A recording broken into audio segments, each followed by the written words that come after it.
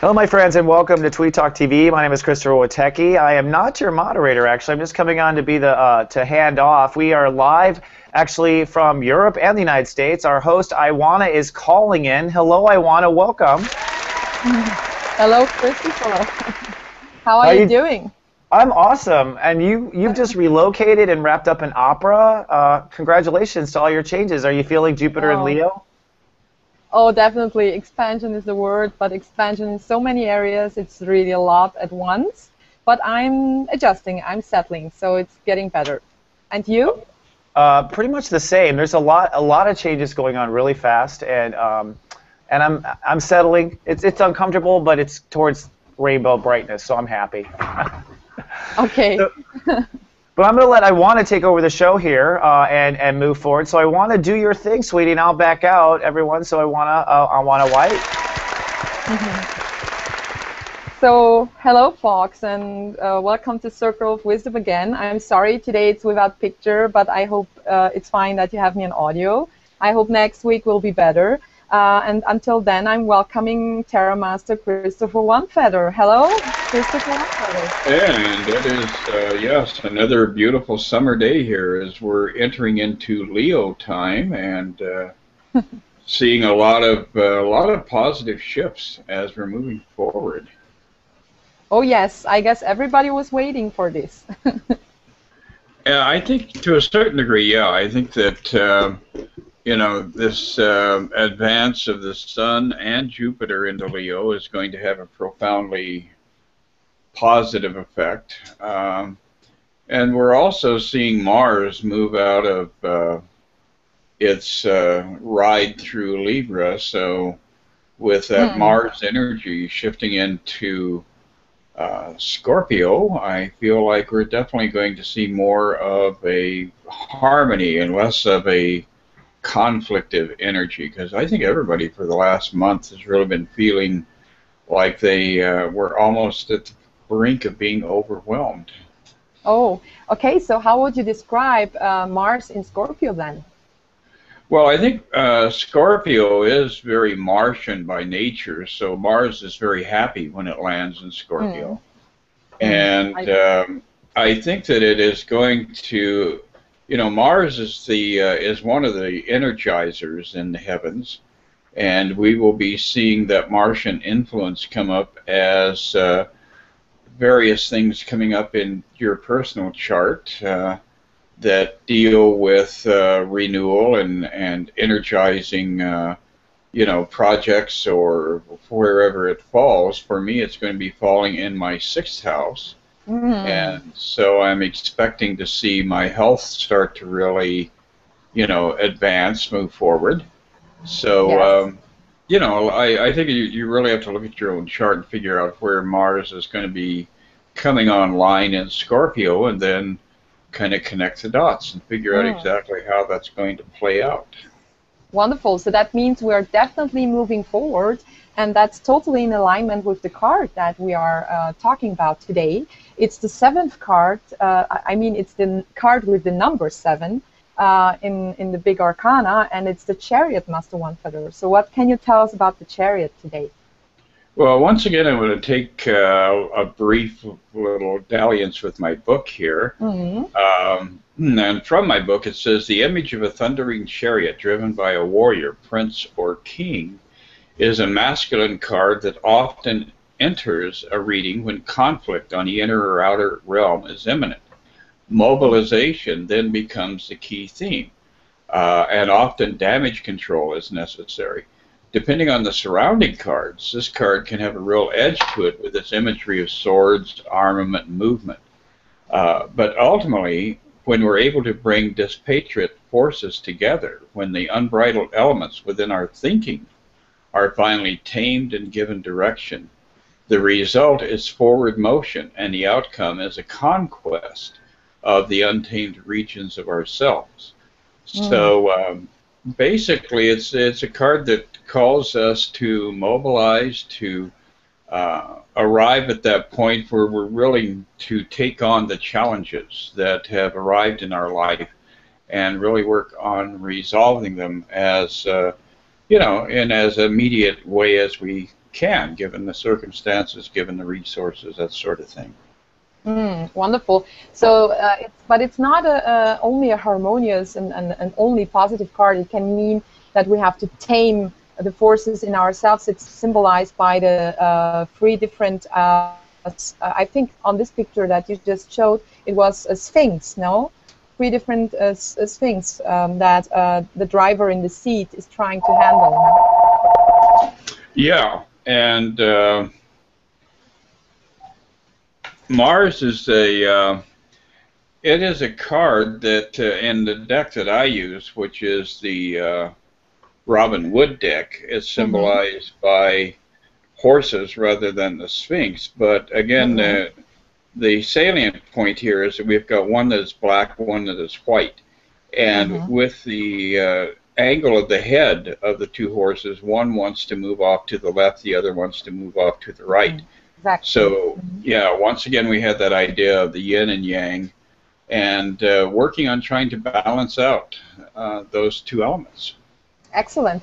So nowadays people are talking a lot about developing the light body, and a lot of people think that this card is also aligned and connected to this experience and to this development in ourselves, that this chariot could also be the Merkaba, the light body that brings us somewhere. What do you think about that? Well, I think that our light body is always at a state of perfection. So I think the reality is that whatever blockage we might have is our own misunderstanding of reality.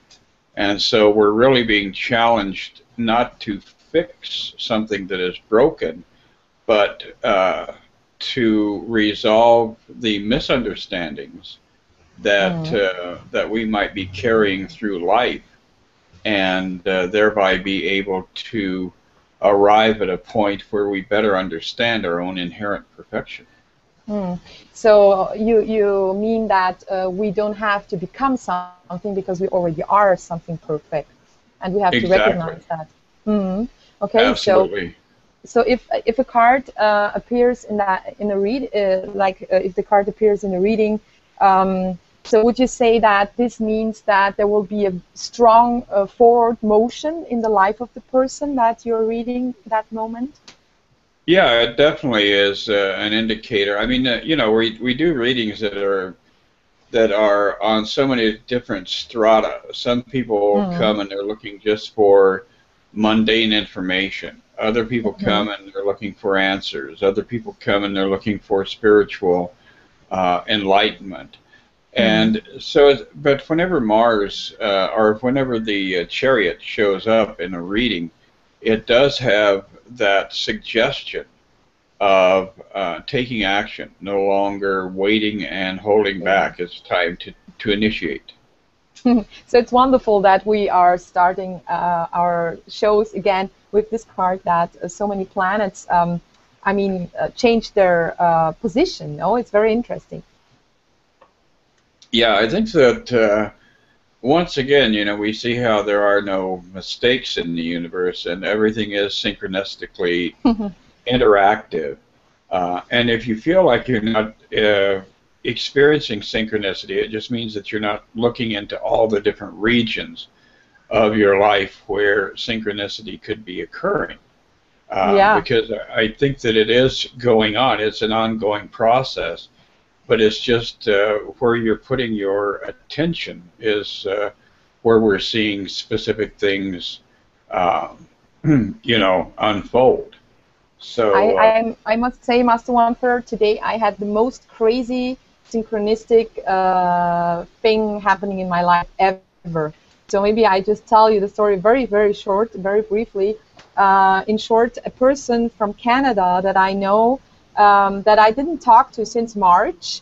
I just ran into this person yesterday on the street in Vienna, where we have 1.8 million inhabitants, and I'm the only person she knows in Vienna, and we ran randomly into each other. What do you say?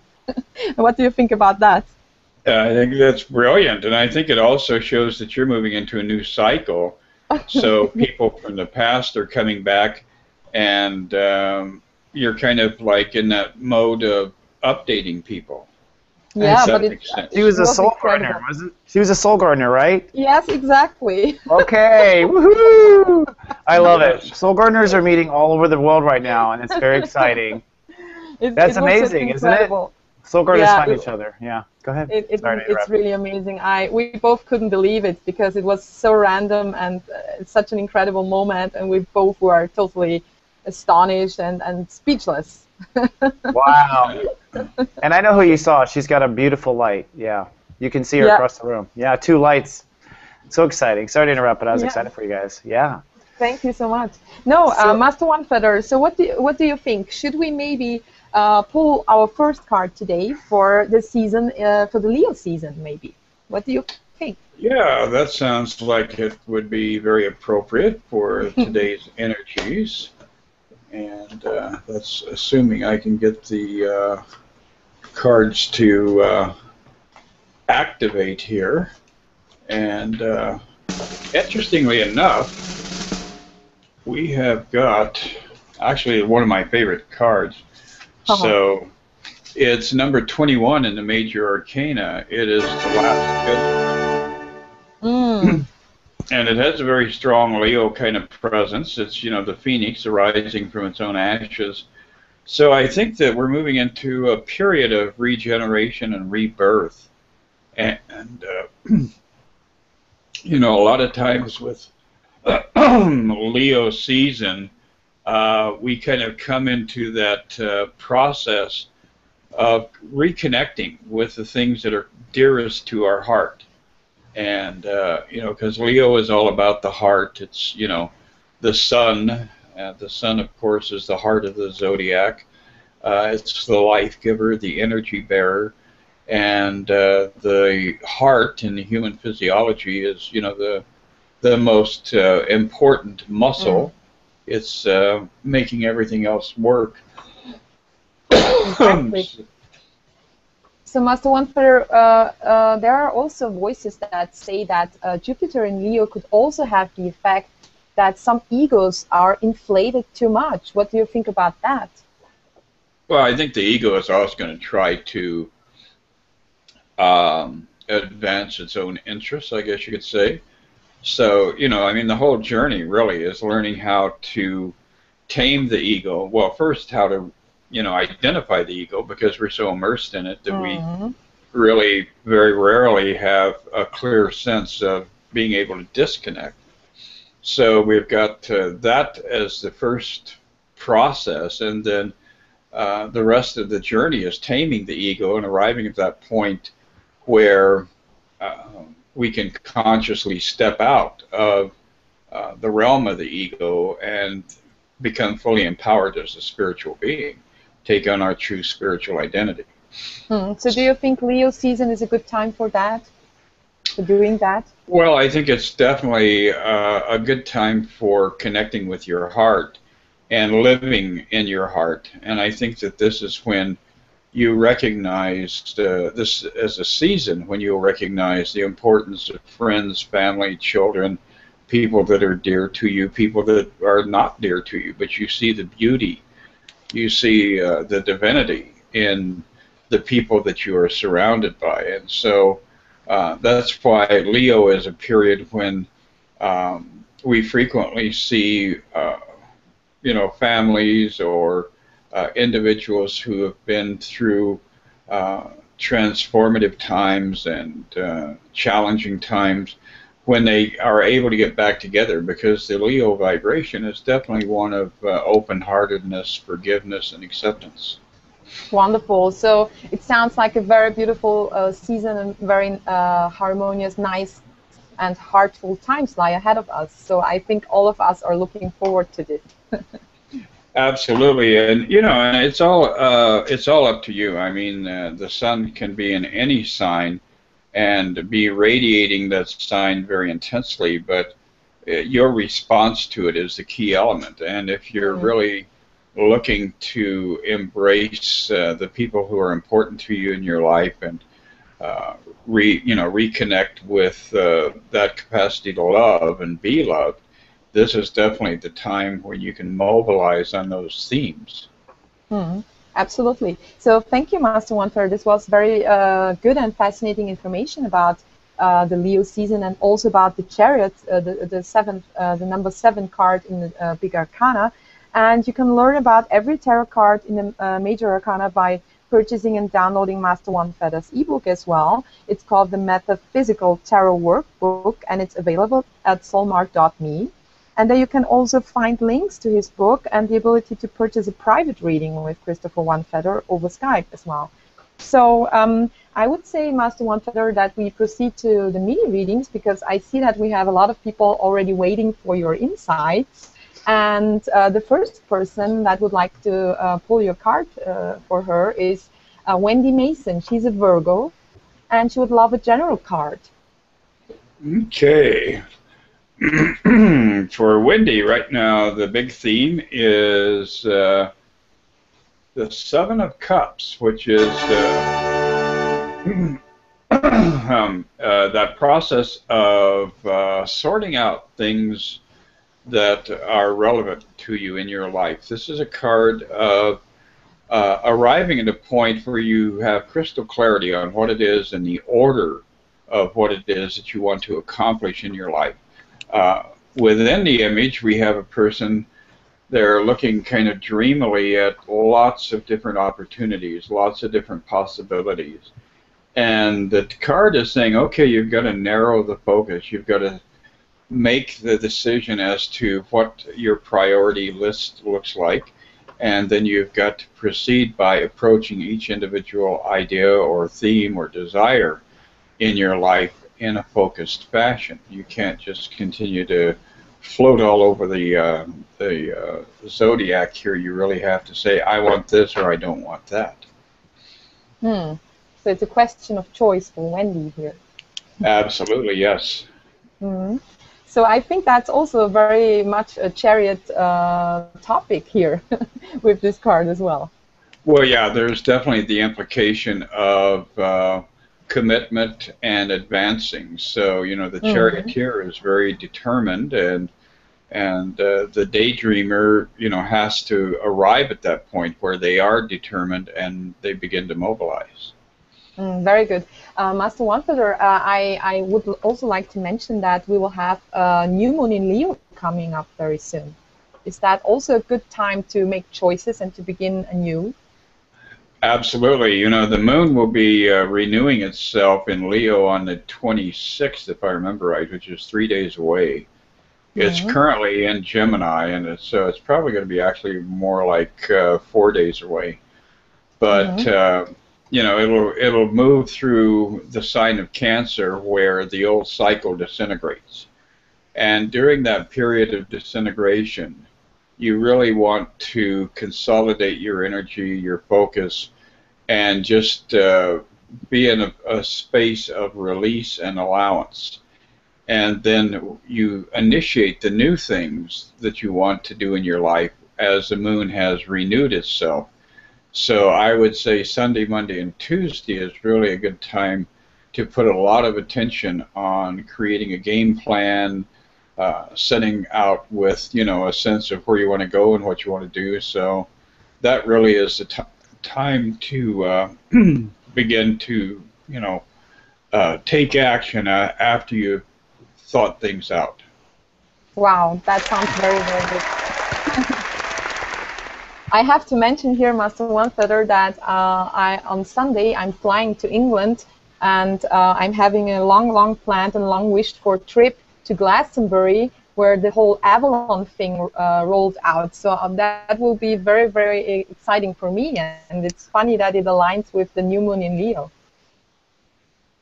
Yeah, you couldn't ask for better, actually. And it's, you know, if you're going to be up in that area, one of the places that you might want to consider spending a little bit of time is, and now I can't remember it. It's the place where roses bloom in the snow in the winter, and is it maybe Archangel Michael's the Archangel Michael thing on the hill that you mean, where the thorn bush is blooming and stuff like that? This has been around. I think it first came to attention in the '60s and '70s because Okay. a lot of my generation went over to England just to experience it, and Wow. so I definitely have to check it out then. yes, Iwona, you'll have to look at. I just saw a documentary that says that they believe the bones of the legendary King Arthur. Oh my goodness, when did that came up? Well, I just saw a documentary on History Channel that talked about this man is convinced it's King Arthur's bones, and it's something very interesting. Which, if people don't know, that is where Iwona's heading, is into that magical place, right, where the legendary happened, right? Yeah, that's absolutely. true. That's where people run around dressed like King Arthur's times. So it's quite Really? crazy, and yeah, it is. Oh my God, we have that here in the United States, but we charge you an admission to it. It's called the Renaissance Fair. No, Oh this my one God. is original. Wow, we'll have to get your camera working so we can see it. Yes, I would love to show you around next week. Let's see, maybe we can manage. That'd be awesome. Okay. Master OneFeather, the next person that would like to know more is actually a Leo, and she's Nancy Louise, and she's asking, should I be pushing to manifest my desires now, or just sitting back and allowing? Well, I think partly we just answered that. It's before you really start to push, wait until the moon renews itself as we're advancing toward that new moon over the weekend. The cards are saying then, at that point, you really want to put a huge amount of attention, focus, enthusiasm, love, joy into that process, because we have the Page of Rods, which is fire. Yes, the fiery energy of that again, that early energy of Leo. I mean, that the page, of course, is the early stages of growth, and the rods are fire, so the early part of Leo is when you definitely want to launch. Wonderful. So fire for the fire sign.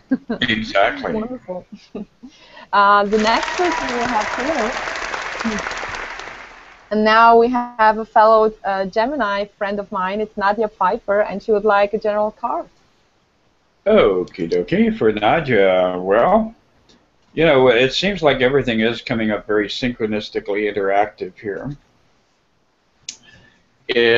Once again, with the new moon, this is a time to advance. This is the Emperor. And we often see the Emperor as being very much a Mars kind of energy. It implies taking action. It is definitely a card of releasing the past and charging forward. The Emperor in his chariot is a very good example of that initiation energy. And the other thing that's getting ready to happen here is that as the sun activates itself in Leo over the next 24 hours, it's also going to activate Jupiter, because it will be conjuncting Jupiter. And that's when we get that real fiery burst of energy. So so this is definitely a ripe season for taking action, moving forward, that sort of thing. Wonderful. So we just have to survive the 0 degree, and then we can all move forward. Wonderful. Yeah. Very good. So next person that would like to know more is Lisa Christine Leblanc, and she's a Libra and would kindly like to know what will happen in love, career, and music. Okay. Well, we have kind of a big list here going on. Libras always go for it 100% once they do. You know what I mean? Yes, that definitely. They definitely have a lot of the Mars energy. They do, hidden under the seams. And for Lisa, the real theme here is the Hanged Man. And this is a card of patience. It's like right now she's got 10 questions lined up, yada, yada, yada. I want all these answers, boom, boom, boom. And the universe is saying you need to pardon me, you need to sort things out and work on clarification, getting, to a point where you have a real sense of what has priorities in your life. And then on all three levels, we have a very nice card of transformation and manifestation. Nice. The Very ego, nice. the magician, which is, the card of alchemy, the alchemist. So I would say that you're moving into a very ripe period with a lot of potential. And the next thing for you right now is to just be a little bit patient and be a little bit more lucid and ask yourself which is the dominant priority here. And once you get a clear sense of the order of things, then you will be able to accomplish an immense amount of stuff. So that looks very, very good. So that's the magic. And I'm already apologizing for the strange noises, but I have to kill mosquitoes here because we have a lot of mosquitoes here. It's already 9 p.m. here, and I'm being eaten by mosquitoes, so I'm very sorry. Wow. Okay, so the next question is from Teresa Thompson. She's also Libra, and she would like to have a general card for her. Okie dokie. Well, and this, who was this again? Teresa? Teresa Thompson, yes. Okay. Teresa. Well, hey off, Teresa. You're arriving at a point where the scales are about to balance and everything is going to... Oops, sorry, not balanced there.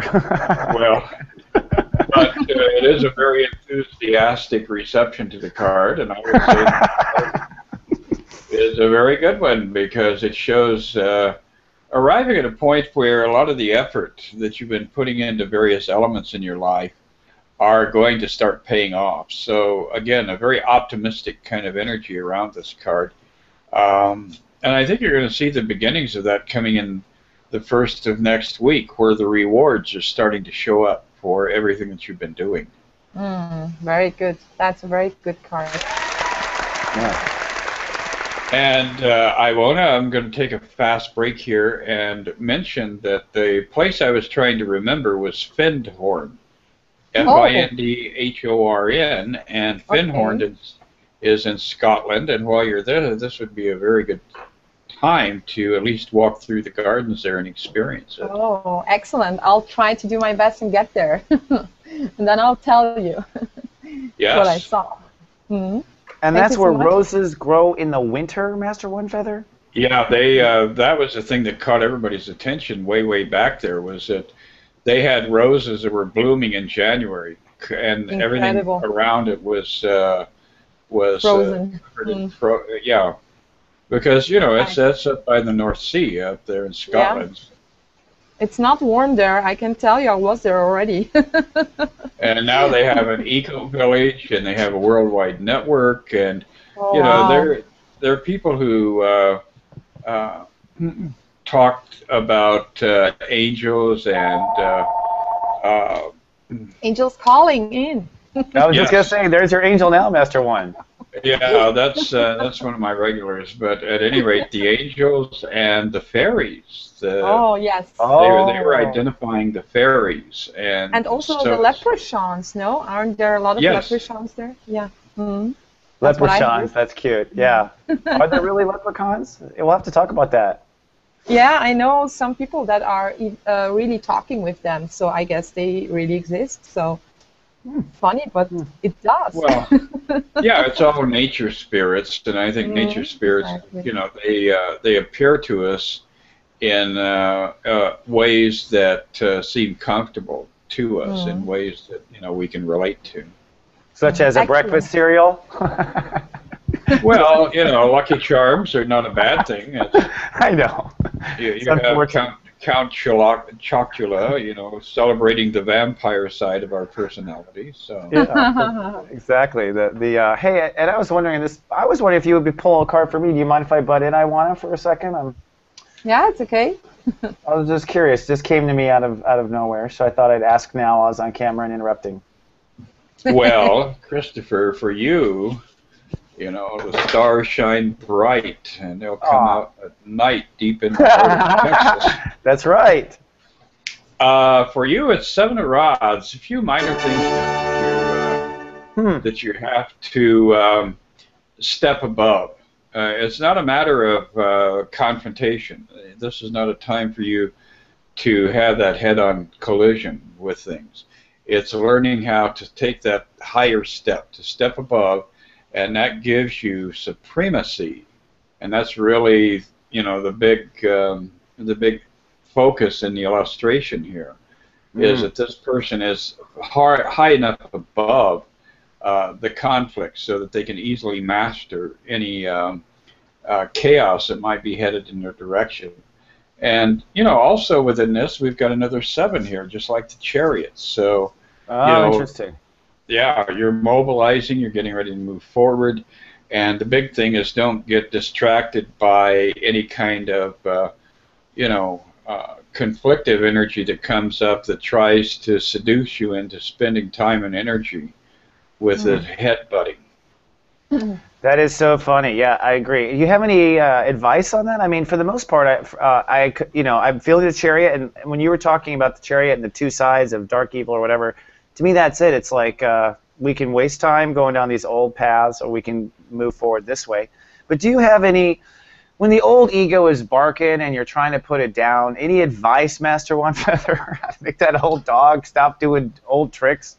Yes, and one of the first things is when you see that arising, just slip into that space of non-resistance, because the more you resist the ego, the more it becomes like a finger puzzle. You know, you go to Chinatown, have a dinner, then you at one of those shops you meander through after dinner. You find these little Chinese finger puzzles, and it's like a tube. Put your fingers in, and the harder you pull, the tighter it gets. And that really is the nature of the ego. So the first thing is to just become a limp noodle. Don't resist it.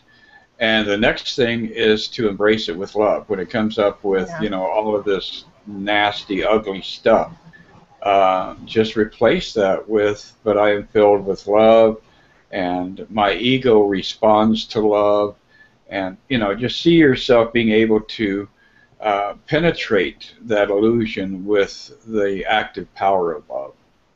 There you go. That's excellent. That's excellent. Well, thank you very much. I appreciate that. Back to you, Iwona. Thank you so much, Master OneFeather. As usual, that's really good advice that we can really use every day and not only in theory. So I guess we'll proceed to the next question. And this is Alexis. She's a Leo, and she has a lot of changes coming up in her life, and she would like a card for advice, please. Well, interestingly enough, I would say you're moving into a very good period here. This is the Knight of Coins, and the implication here is advancing toward that ideal that you have established for yourself.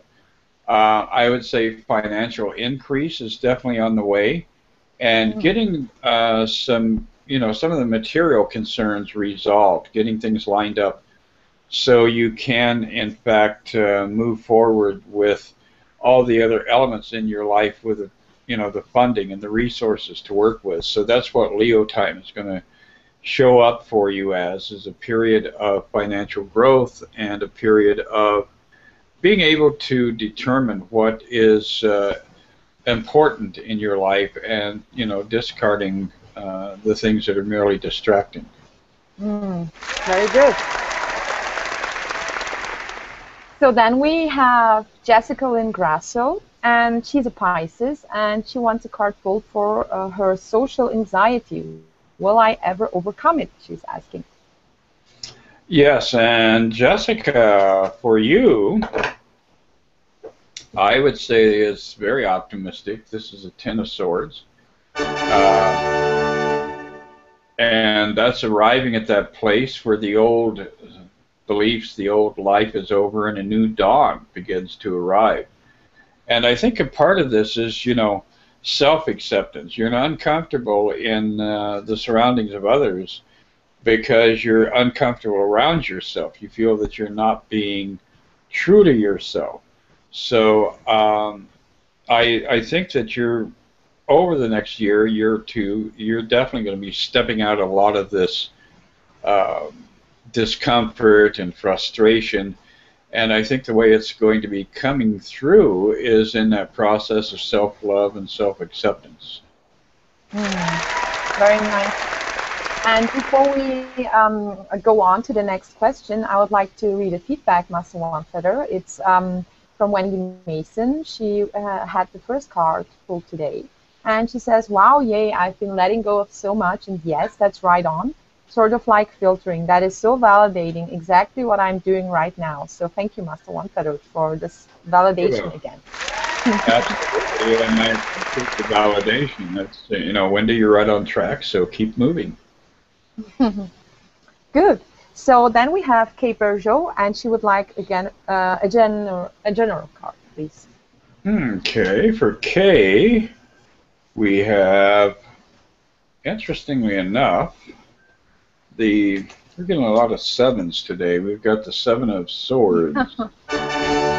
And right now, Kay, I think that, again, you know, the implication of Leo is the sun and shining down brightly. I think right now you need to look around at elements within your life because this is going to be a good time when you can discern whatever patterns or whatever circumstances are causing you to set yourself up to do self-defeating things. I think that Leo time is going to be very good for you in the sense of self-liberation. You're going to be able to find the areas in your life where you are failing to clear out the debris.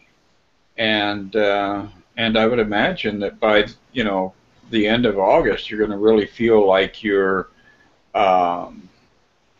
at a position where you're no longer shooting yourself in the foot on certain activities or certain elements in your life. Okay. So then the next person is Janine T, and she's asking, when will I finally have a physical relationship with my twin flame?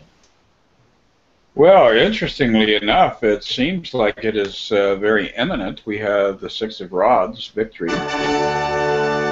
So I would say within the next 6 months there is going to be something occurs that causes that union to happen. Now, a lot of times, you know, we get stuck on the idea that there's only one twin flame or one soulmate or whatever. And the reality is that we are all ultimately given multiple opportunities in each lifetime to connect with that person that reflects the elements within us that we're not identifying or that we're not fully awakened to. But I do believe that, you know, something very magical is on the horizon. So I would say between now and December, something is going to unfold. It is going to give you a real sense of fulfillment. Excellent. Wonderful news. So, and then we have W.R. Johnson has a general question, Master OneFeather. Okay. Well, it seems like we've kind of segued into relationships in general here. We have the Two of Cups. And this is a card of both physical as well as spiritual healing and regeneration. It's forming a new level of partnership with those around us as well as with ourselves. And more importantly, it's, you know, we have that promise of a new day on the horizon. So I would say that for W.R. Johnson, we have a really exciting period where energy will spike and your relationship with those around you is going to go through a very transformative time. Very good. So transformation for all of us is on the horizon, and I guess that's totally aligned with the new moon in Leo. And I would kindly ask you, Master OneFeather, could you pull a card for the new moon in Leo for us? Well, that new moon is, interestingly enough, a period of calming. You know, it's like a lot of us have been feeling a lot of pressure over the last 6 months. And this is initiating a new cycle. So we'll have the new moon, which is a sun-moon conjunction, very close to Jupiter, which has just arrived in Leo. And I would say a lot of optimism around this event. And the Nine of Coins would signify serenity. So having peace restored to our lives, I think, is going to be a big, big theme. I think a lot of people were very happy to hear this, because there was so much struggle and difficulties and heavy and tough stuff going on and transformations. So I think that everybody will be happy to have some peace at least. Yes. Yeah. And to just be able to move forward. You know, a lot of us have been feeling like we've been stuck, and now we're moving into a period where we can start seeing things mobilize. That's wonderful. So is it also a period where we not only mobilize, but where we will see rewards already? Yeah, I think we definitely will, because in addition to all the other elements we've got going on, we've finally got Saturn in Scorpio, which had been in that retrograde motion for quite a while here, and Saturn is really going to start amping up and moving forward and finishing up its journey through that intense region of the chart of Scorpio, and I think that that's going to also bring some very, very good things into perspective for people. Very good, Master OneFeather. So I think that's all we have for today, Master OneFeather. So thank you for sharing your wisdom and your sacred wisdom with us. And absolutely. That's all the time we have today. And don't forget that you can book a reading, purchase a Master OneFeather's book, or watch prior episodes at tweettalk.tv. So we thank you for joining us on Circle of Wisdom. I'm Archangel Reader Iwona, calling in from Vienna today. And we will see you here next Wednesday at 3 p.m. United States Eastern Time. And Master OneFeather, do you maybe have a parting wish for our audience today?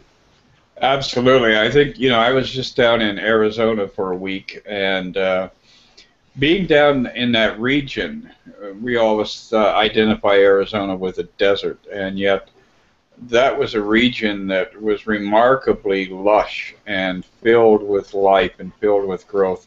And I think that it's important for all of us to look at our lives and penetrate the illusions of barrenness, and to realize that we do have this amazing, verdant, productive potential residing with everyone's life. And so this is a time to grab that and run with it, to claim it for yourself. So get out there and love yourself and love the world that you're inhabiting, and you'll find your world will transform. So enjoy the era of Leo. We all will, Master OneFeather. Thank you so much for today's show, and live, love, be, Fox.